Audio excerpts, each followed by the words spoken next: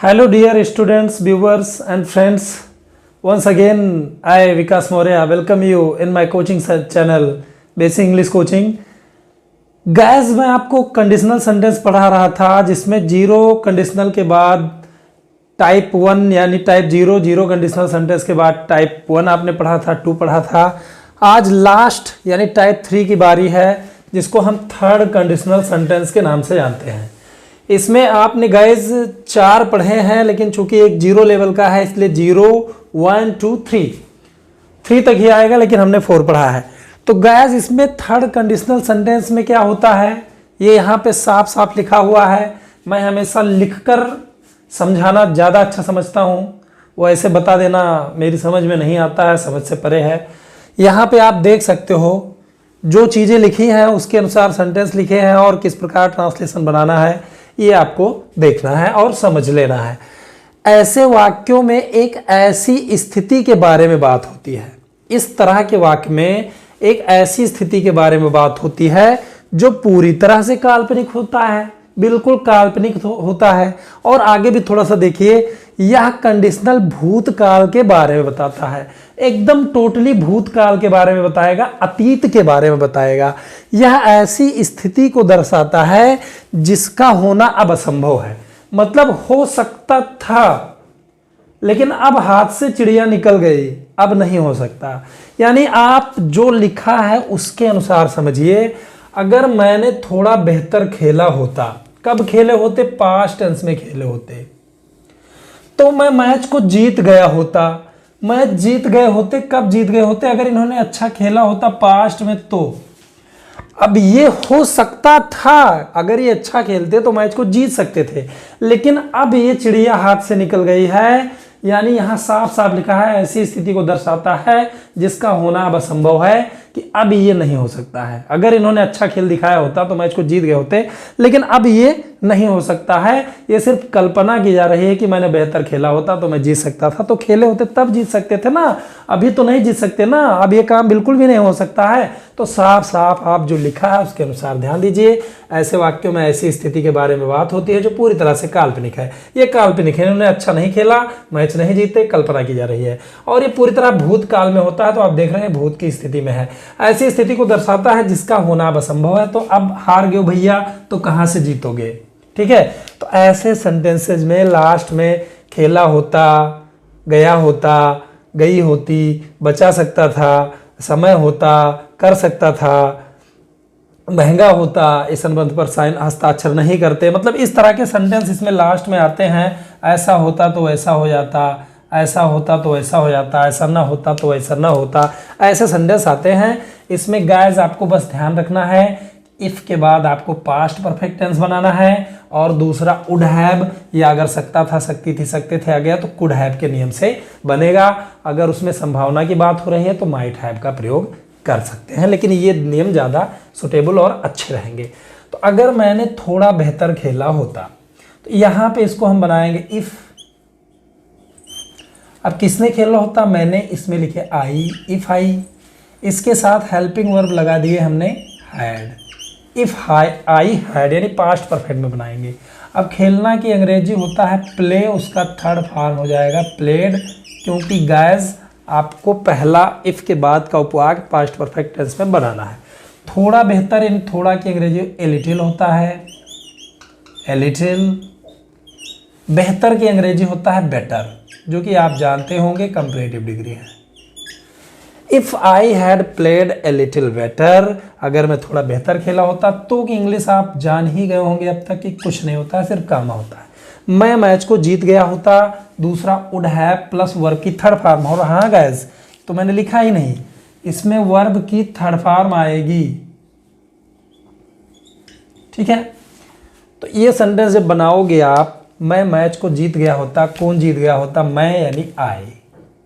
इसके साथ आपको वुड हैव लगाना है, आई वुड हैव। जीतना की अंग्रेजी विन होता है, उसका थर्ड फॉर्म आपको वोन लिखना होगा, वोन। क्या जीत गया होता? मैच को की इंग्लिश नहीं होगी, क्रिया ऑब्जेक्ट के बीच में की इंग्लिश नहीं ली होती है, वॉन द मैच। तो बहुत अच्छी तरह से ये सेंटेंस आपका बना। अगर मैंने थोड़ा बेहतर खेला होता तो मैं मैच को जीत गया होता। If I had played a little better I would have won the match. इस तरह से सेंटेंस को हम बनाएंगे। अगर एम्बुलेंस समय पर पहुंच गई होती तो डॉक्टर इस मरीज को बचा सकता था। तो यहाँ पे हमने लिखना है इफ़। गाइस एक चीज़ और आप जान लीजिए, सबसे पहले ये सेंटेंस भी बन सकता है इधर वाला। जैसे ये सेंटेंस मैंने ऊपर वाला बनाया था तो इस तरह भी बन सकता है, I would have won the match if I had played a little better. दोनों तरह से जानिए, हालांकि मैंने लिखा नहीं, लेकिन इसको इस तरह भी बना देंगे, I would have won the match if I had played a little better. यानी उधर वाला वाक्य इधर आ जाएगा, इधर वाला क्लास पूरी तरह उधर चला जाएगा। दोनों तरह से बना सकते हैं। तो चलिए चलते हैं दूसरे सेंटेंस में। इफ़ एम्बुलेंस समय पर पहुंच गई होती, कौन पहुंच गई होती? एम्बुलेंस। तो हमने लिखना है ambulance.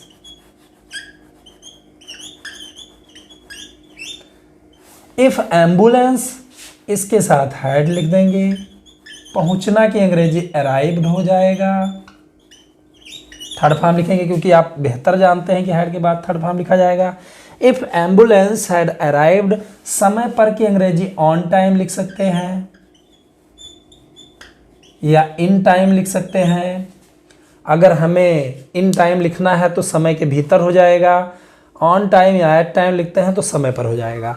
If ambulance had arrived on time, तो डॉक्टर इस मरीज को बचा सकता था। कौन बचा सकता था? डॉक्टर। पहले हमने सब्जेक्ट लिखना है द डॉक्टर। अब बचा सकता था तो सकता था, सकती थी, सकते थे आ गया। क्षमता की बात हो रही है तो कुड हैव लग जाएगा, कुड हैव।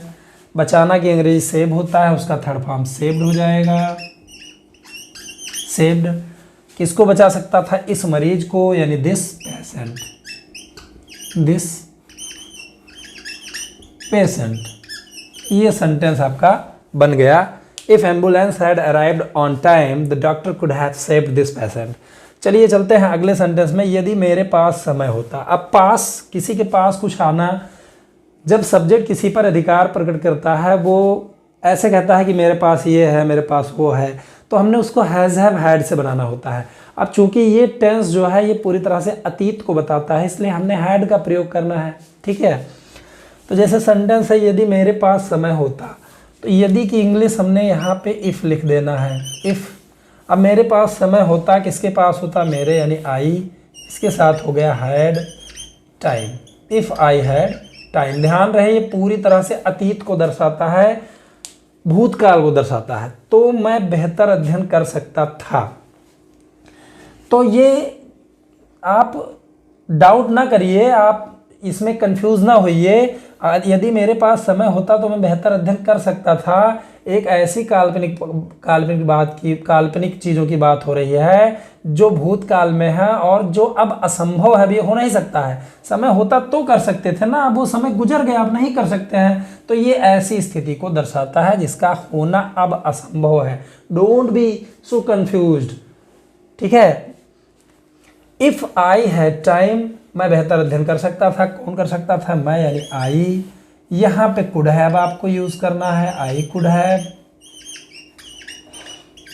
अध्ययन करना की अंग्रेजी स्टडी होता है, उसका थर्ड फॉर्म स्टडीड हो जाएगा। बेहतर की अंग्रेजी होता है बेटर, जिसको शायद आप जानते होंगे, कंपैरेटिव डिग्री है, मैंने आपको पढ़ाया भी है। If I had time I could have studied better. इस प्रकार से आपको ये सेंटेंसेस क्लियर करने हैं, बनाने हैं। चलिए अगले सेंटेंस पे चलते हैं। यदि किराया इतना महंगा होता तो हम इस अनुबंध पर हस्ताक्षर नहीं करते। गाइस एक चीज़ आप जान लीजिए, इफ़ वाले क्लाज में अगर कोरी कल्पना, मतलब अत्यधिक कल्पना, मतलब ऐसी चीज़ जो अवास्तविक हो, वास्तविक ना हो, जो कल्पना ही हो, उसमें अगर क्रिया ना हो, तो हमने सिर्फ सभी सब्जेक्ट के साथ वेयर का प्रयोग करना होता है। ये ध्यान रखने वाली चीज़ है। यदि की अंग्रेजी आपने इफ़ का यूज़ किया। अब किराया इतना महंगा होता, कौन महंगा होता? किराया। इफ़ द फेयर, फेयर मतलब किराया। अब होता, यानी इसमें कोई वर्ब नहीं है guys, there is no verb in this class. इस वाक्य में कोई वर्ब नहीं है। ठीक है, इफ द फेयर वेयर, तो कोई भी सब्जेक्ट हो, वी इट सिंगुलर और प्लूरल, आपको क्या करना है, वेयर लिखना है। इफ द फेयर वेयर इतना महंगा यानी सो एक्सपेंसिव।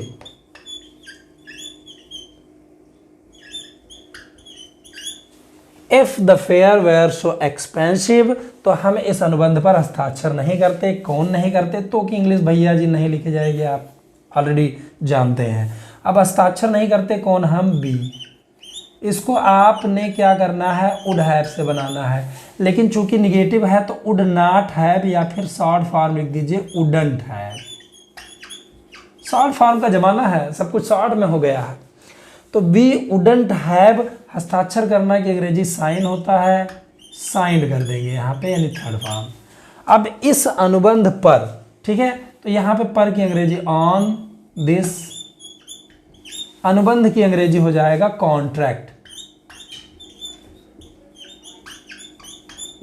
अनुबंध की इंग्लिश हो जाता है contract. If the fare were so expensive we wouldn't have signed on this contract. इस प्रकार से आपको ये बनाना है, ठीक है। तो चलिए नेक्स्ट सेंटेंस पे पहुंचते हैं। बहुत ही अच्छा सेंटेंस है भैया। इसमें अगर मैंने उसे प्रपोज किया होता तो आज वह मेरी पत्नी होती। चलिए ये आखिरी सेंटेंस समझ लेते हैं। इसके अनुसार ऐसी स्थिति के बारे में बात होती है जो पूरी तरह से काल्पनिक है। अरे प्रपोज किए होते तब तो पत्नी होती। ये कंडीशनल भूत के बारे में बताता है, भूतकाल में इन्होंने प्रपोज नहीं किया, आज वो किसी दूसरे की पत्नी हो गई है, ठीक है। तो ऐसी स्थिति को दर्शाता है जिसका होना अब असंभव है।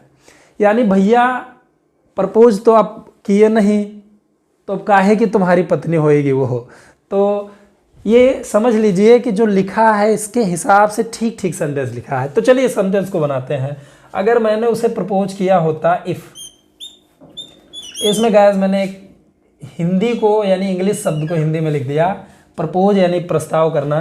चलिए ठीक है, प्रपोज आजकल प्रपोज ही करते हैं। कोई लड़का या लड़की या लड़की या लड़के को प्रपोज करती है तो हम प्रपोज ही कहते हैं। तो चलिए प्रपोज ही मैंने लिख दिया।